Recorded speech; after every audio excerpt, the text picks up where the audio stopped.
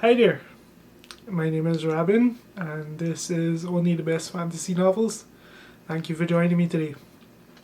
Today, I wanted to talk about one of my favorite awards to follow in the genre, and that's the World Fantasy Award. Specifically, I wanted to talk about the picks for 2023.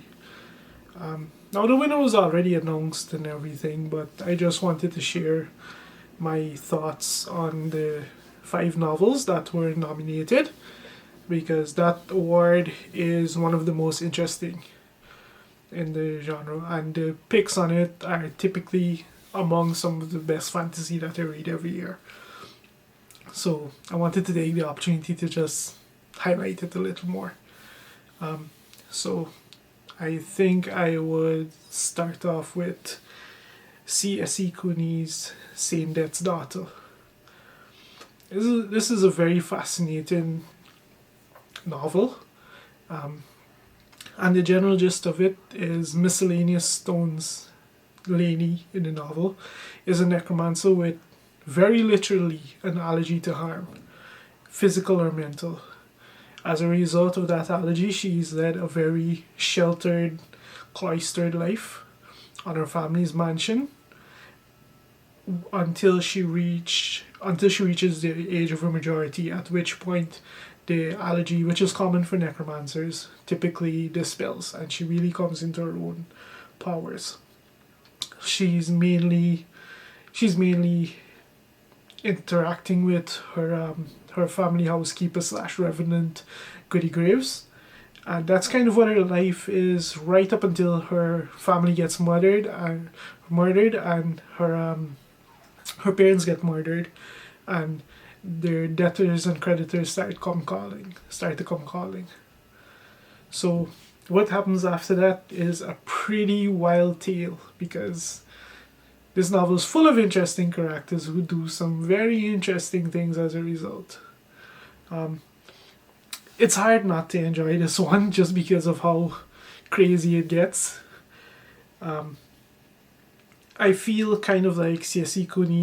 was inspired on the topic of necromancy and these kind of things mainly from Tamsin Muir and her very popular Gideon the Ninth Tomb series. But this is very much her own tale. Any resemblance is very very passing, other than the fact that maybe they both touch on necromancy. That's about it. And this is very much her own story, and I should say her very own tale of tales, because there's so much happening in here, so many different storylines, and the novel unfolds in such a way that there's no when you start it, there's no predicting how this ends. For a large part of the novel, we have Lainey trying to improve her skills while dealing with her inability to leave the mansion where she's sequestered, while at the same time fending off her dead grandfather's ghost who wants to possess her and take control of her body. The other major story that we have is her sister Nita's, who takes up her family's mantle and tries to find a way to save the family fortune from the debtors. I'm not sharing any more on that because that unfolds in a very interesting way. Overall, this was a marvelous miscellany of stories that really came together in a very strange, very unique way.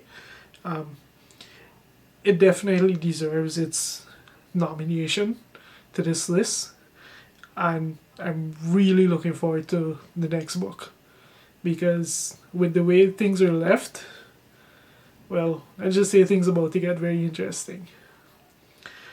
The next pick on the list is Nicola Griffith's Spear. And this is the tale of an unnamed heroine who is grown in hiding by her mother, warded in a magical in a magical location, more or less. And she eventually sets out to Caerleon to join King Arthas's court. So personally, I'm pretty saturated with Arthurian fiction. I've read too much of it at this point. It's going to take a very unique story, a very uniquely done one to really get me going, for lack of a better term, to really get me going with that particular storyline anymore at this point. And it's a testament to Nicholas Griffith writing that she was even able to get me engaged to the level that I was engaged with this one at all. She does her very own unique twist on it, her very own take, and it's her writing that carried the book for me for the most part. It's short. This one, I believe, it was somewhere north of a novella, but definitely not a full-length novel.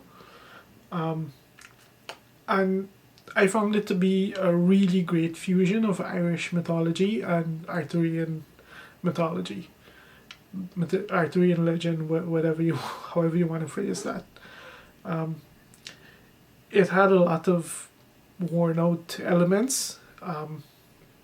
Worn out in the sense that once you read one story of King Arthur, you pretty much read them all in terms of what they contain. So it's pretty worn out in that regard, but she still manages to present things in a semi-fascinating way that helped with the saturation to some extent. All in all, I would say it's a pleasant experience. The highlight of the novel being the fact that Nicola Griffith is an amazing writer, and she can carry. And this proves to me that she can carry pretty much any story. The next novel the next nominee I want to discuss is Alex Jennings' The Ballad of Perilous Graves. And this is a pretty interesting story. It was just another day for Perry Graves in Nola, which is a fantastical version of New Orleans, when his grandfather goes missing. And when his grandfather goes missing, the music also stops. And the music stopping is a huge problem in this particular city because the entire world is underpinned by music. In this case, music forms the basis of the magic system in this novel. And so the music stopping and some songs escaping is a pretty catastrophic event. So for me, this was probably the most creative novel of the 5 this year. Nola is a absolutely fantastical city. There's very little resemblance to New Orleans. Maybe there is. I don't know. I'm not that familiar with New Orleans, but Nola has everything from an entire ghost town to aliens to floating graffiti. So probably not that much resemblance. And every page in this book took the story in a very unique direction, a very strange direction. It started to feel after a while that with every page that I get deeper into this book, Alex Jennings just had another surprise waiting to pull out of his pocket and present to us. After a while, I can easily see some readers becoming overloaded with the amount of things that this book does and the amount of ideas and concepts that it handles, but overall once you're engaged, it makes for a very captivating experience because there's always something new and fascinating to really marinate on as it's presented throughout the story. It makes for very dense reading. It's not a very forgiving book in terms of Alex Jennings doesn't take it easy on you. He presents a lot of stuff, and he keeps presenting a lot of stuff, and if you try to multitask and read this book, you're probably going to get lost. But it also makes for very rich reading because there's a very unique cast of characters involved here, they each have their own story and their own things going on, and that combined with so many of these ideas and concepts that are crammed into the book, it makes for a very captivating read, all told. If I had to rank where this book is on my favorites for this year, I'll put it at third, only because my number one pick, which didn't win the award, my number one pick completely blew me out of the water. And between this and Saint Death's Daughter, I only enjoyed Saint Death's Daughter slightly more than I did The Ballad of Perilous Graves. And speaking of my number one favorite book from the picks this year, that would be R.F. Kuang's Babel.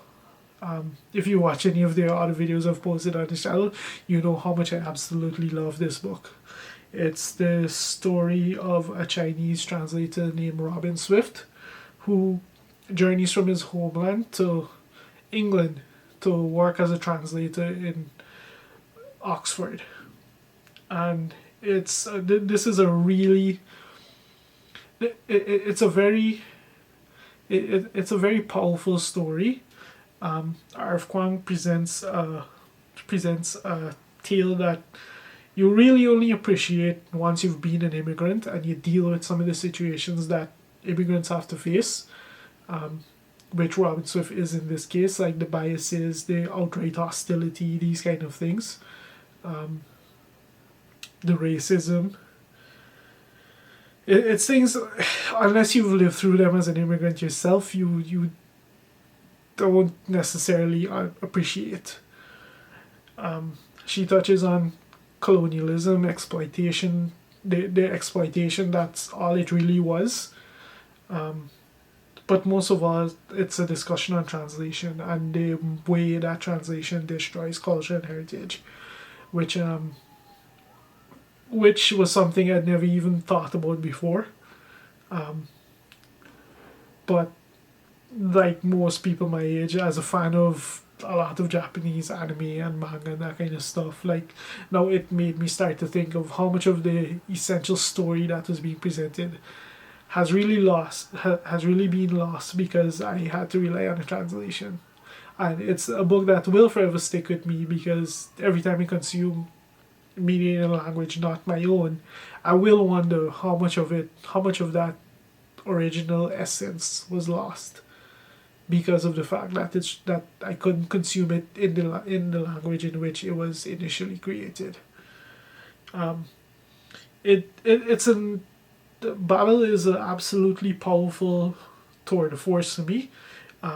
It's a book that could really only have been written by a very skilled author with a very unique life experience, which I think R.F. Kuang is and has had. I actually saw somewhere that she mentioned that The Poppy War, which is her best-selling series, which I think won a bunch of awards also, I think I saw somewhere she mentioned that was just practice in preparation for this book, and it feels like it, because it's a very strong tale, and it's not something that could have been written without a lot of time and a lot of skill, and it makes for a very, very powerful read as a result. So, as you can tell, I'm a fan of this particular story. And last but not least, number 5 on the list of nominees for the World Fantasy Award 2023 is Nevo's, sorry if I pronounced that wrong, Nevo's Siren Queen. This is the story of Luli Wei, who's desperate to become a movie star, so she strikes a deal with the devil, which in this world is very literal, and becomes just another body in the machine that is Hollywood. This is a dark story of what a non-white immigrant goes through, and she's goes through to try and succeed in Hollywood, at a time where even the biases that typically protect don't save in this case. It's set in a time before pre-code, which is a time where Hollywood was a lot more bohemian in what it presented on screen. And as a result of that, it very carefully, it very easily sets up a situation for exploitation and abuse of power. And it's something that the novel touches on multiple times. It's a recurring theme in the novel. At its heart, it's a very, very scathing tale of Hollywood. And I think it's very timely given what unfolded with Jeffrey Epstein and him just being the tip of the iceberg, and there being so many stories about what happens in that industry. It's short, it's punchy, and honestly, I think on any other year, I would have probably picked this as my favorite for the year if it hadn't been for Babel. But overall, a very fascinating, very interesting story. And if you're looking for fantasy off the beaten path, it's definitely one you want to check out. And that's it. That's my thoughts on the 5 novels that were on the shortlist for the World Fantasy Award in 2023. Have you read any of these? Do you plan to read any of these? Let me know in the comments. And if you've made it this far, thank you very much for watching.